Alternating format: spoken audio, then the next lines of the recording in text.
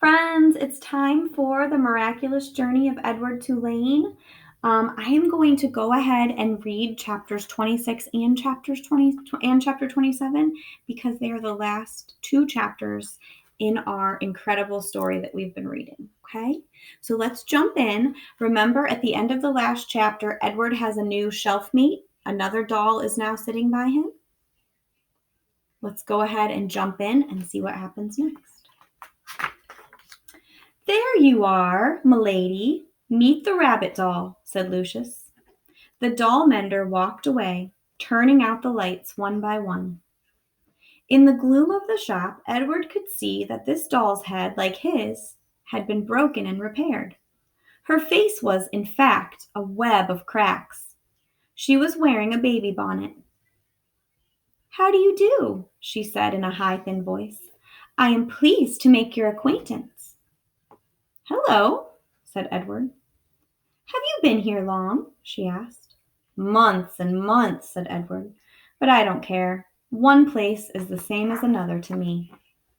"Oh, not for me," said the doll. "I have lived 100 years, and in that time I have been in places that were heavenly and others that were horrid. After a time you learn that each place is different, and you become a different doll in each place too, quite different." "100 years?" said Edward. "I'm old." The doll mender confirmed this. He said as he was mending me that I am at least that. At least 100 years old. Edward thought about everything that had happened to him in his short life. What kind of adventures would you have if you were in the world for a century? A century is 100 years. The old doll said, "I wonder who will come for me this time." "Someone will come. Someone always comes. Who will it be?" "I don't care if anyone comes for me," said Edward. "But that's dreadful," said the old doll. "There's no point in going on if you feel that way. No point at all. You must be filled with this expectancy. You must be awash in hope. You must wonder who will love you, whom you will love next." "I'm done with being loved," Edward told her. "I'm done with loving. It's too painful." "Pish," said the old doll. "Where is your courage?" "Somewhere else, I guess," said Edward. "You disappoint me," she said. "You disappoint me greatly. If you have no intention of loving or being loved, then the whole journey is pointless. You might as well leap from this shelf right now and let yourself shatter into a million pieces. Get it over with. Get it all over with now." "I would leap if I were able to," said Edward. "Shall I push you?" said the old doll. "No, thank you," Edward said to her. Not that you could," he muttered to himself. "What's that?" "Nothing." The dark in the doll shop was now complete. The old doll and Edward sat on their shelf and stared straight ahead. "You disappoint me," said the old doll. Her words made Edward think of Pellegrina, of warthogs and princesses, of listening and love, of spells and curses. What if there was somebody waiting to love him? What if there was somebody whom he would love again? Was it possible? Edward felt his heart stir. "No," he told his heart, "not possible, not possible." In the morning, Lucius Clark came and unlocked the shop. Good morning, my darlings," he called out to them. "Good morning, my lovelies." He pulled up the shades on the windows. He turned on the light over his tools. He switched the sign on the door to open. The first customer was a little girl with her father. "Are you looking for something special?" Lucius Clark said to them. "Yes," said the girl. "I'm looking for a friend." Her father put her on his shoulders and they walked slowly around the shop. The girl studied each doll carefully. She looked Edward right in the eyes. She nodded at him. "Have you decided, Natalie?" her father asked. "Yes," she said.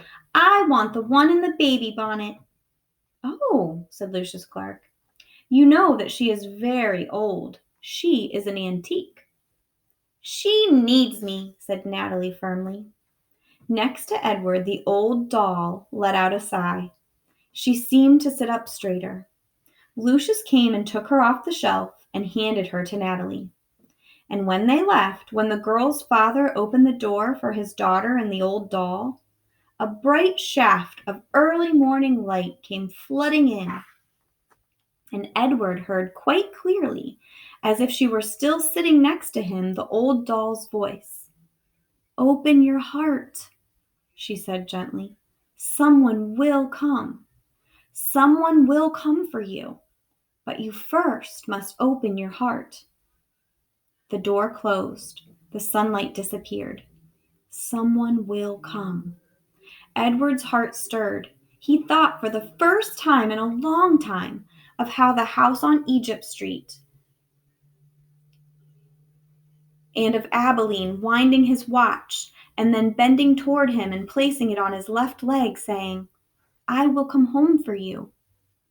No, no, he told himself, do not believe it. Don't let yourself believe it. But it was too late. Someone will come for you. The China rabbit's heart had begun again to open. So here's Edward sitting on the shelf.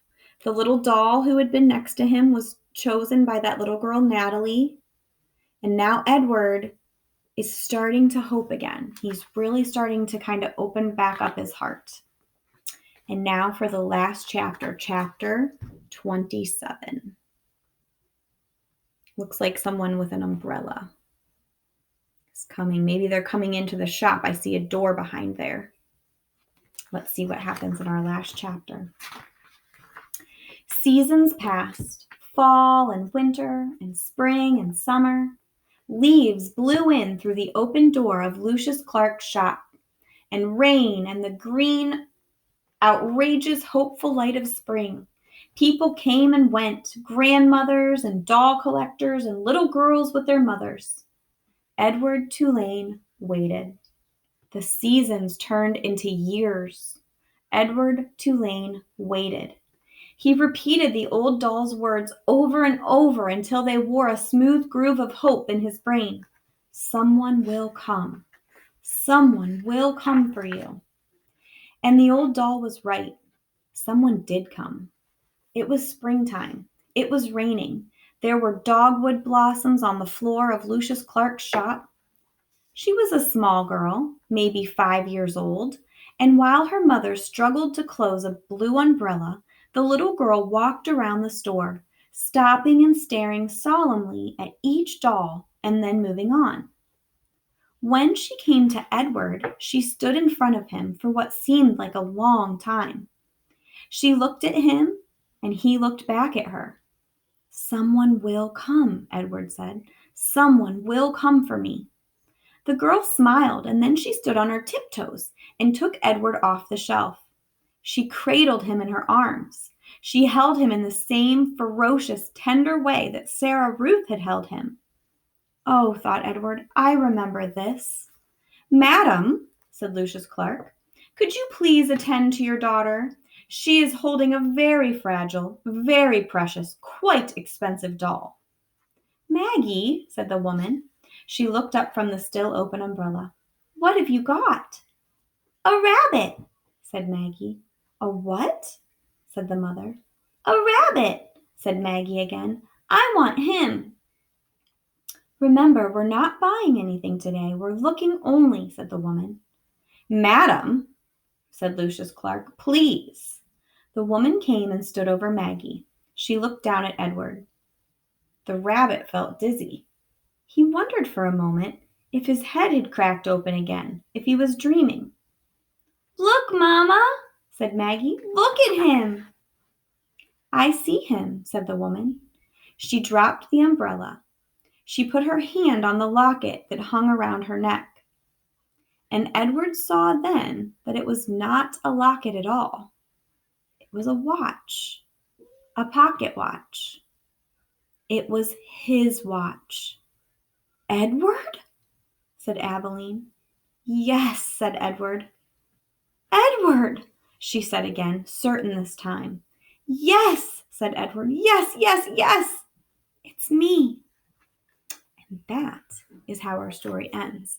So the little girl who chose Edward, or who picked him up off the shelf, is the daughter of Abilene, who was Edward's first owner way, way back when we started our story, The Miraculous Journey of Edward Tulane. She was the little girl whose family went on the boat and she lost Edward overboard. So the mom had said, Abilene had told her daughter, we're just looking today. We're not going to buy anything.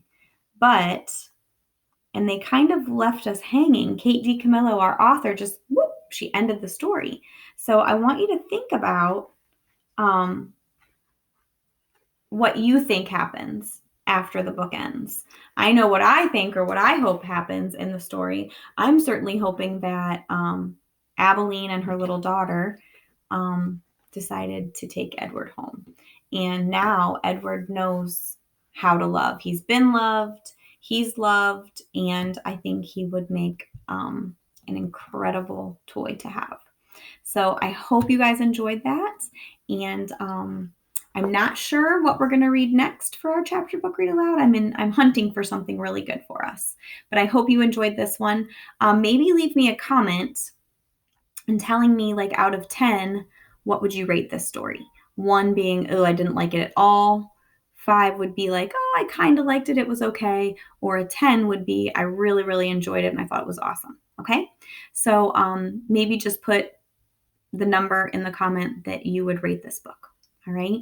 I hope you enjoyed it, and I will be reading another book to you guys soon. Okay. Bye.